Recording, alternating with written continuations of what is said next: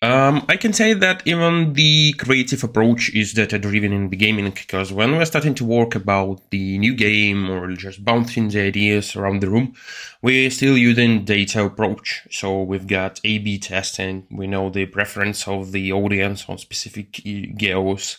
We're working close with Streamlytics because they know the data about the streamers and the view time of our games. So even in a creative side, we're trying to add data so these process would be more consistent from the business perspective. It depends on the game, on the aim for this game, but on average, it starts from the bouncing the ideas around the room, like, maybe we'd like to create a game for, I don't know, Australia market. And we start about in the ideas, like maybe we've got some data that shows us the preference of the Australian guys, and we're like, Buffalo sounds like a good idea.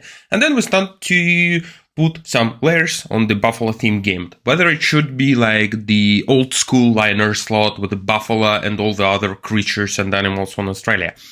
Or maybe we can work closely with, I don't know, the Buffalo Zombie thematic. So it depends on the aim for this game and its purposes.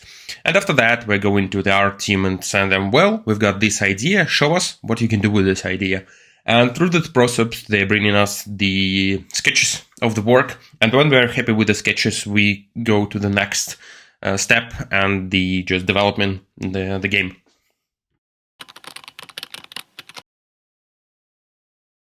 So I gonna partially quote the movie Snatch and say that our team is reliable because we're working closely with the same guys for long periods of time, for years now, and we actually know what they can do, what they want to do, how they want that do. And I know that if I would like to create a game for, I don't know, Asia specific thematic or market, I know exactly the guys in my team, like artists, musicians, animators, who know what they're doing in Asian style. For example, when we're talking about our portfolio, as you can see, we released the Merge Up 2 game.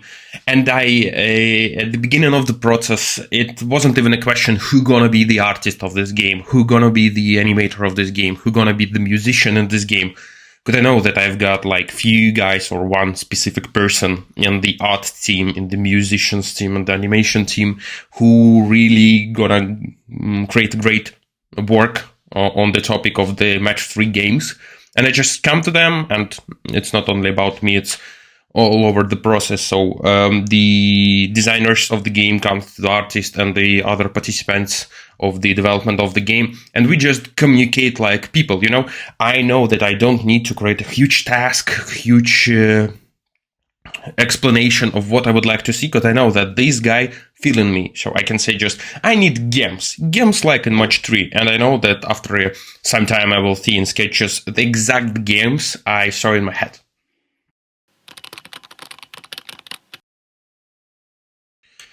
Yeah, great question. So, as I'm always referring to the industry, we've got an elder brother, like the original gaming. And as we can see, all those steps it's made to its present form, its present days, it's also going to be the same that we saw in iGaming industry. So it's all started from the arcade machines, like, where you play in the Space Invaders and all other old school games. And nowadays we see a lot of more like hyper casual games, much more simpler. It's because the instrument to producing the game and the air around the games appear to be much more approachable than like 20, 30 years ago. And even further in the history. So I suppose the new trend is the casual-like games. We can see like Aviameister works really great because it's just a simple concept with a fly and play. You don't need to go to the rule to understand what's going on. So you don't need to see the pay table with all those fruits, bells, wild scatter symbols, and different lines on the screen. It's just the playing. It's like flying and getting on with the multipliers, and whether it's hit the ground or not, you're gonna see you're winning or not. So I suppose the major trend inside the iGaming industry is the casual games and their diffusion into iGaming market.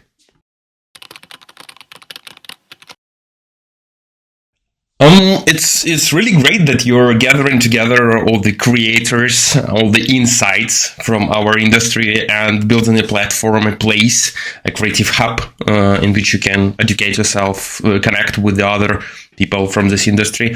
It's really a pleasure to participate in iGamity Studio Talk.